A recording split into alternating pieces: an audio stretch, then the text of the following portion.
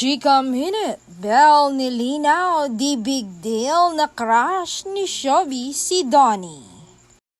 Nagbigay ng reaction si Belle Mariano sa pagiging celebrity house guest ng kanyang ka-love na si Donnie Pangilinan sa Pinoy Big Brother Celebrity Co-Love Edition.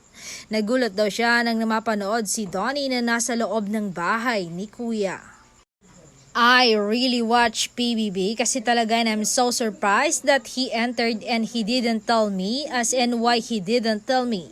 Nagulat nga ako, say ni Belle nang nakapanayam siya ng entertainment press sa isang event. Gusto raw talaga ni Donnie i-surprise ang lahat kaya maski si Belle ay hindi niya sinabihan. Naitanong din sa dalaga si Showbiz Intrata na may crush kay Donnie. Nakakatuwa, why not? Right? It's Donnie Pangilinan. Ayon, nakakatuwa, pahayag ni Belle.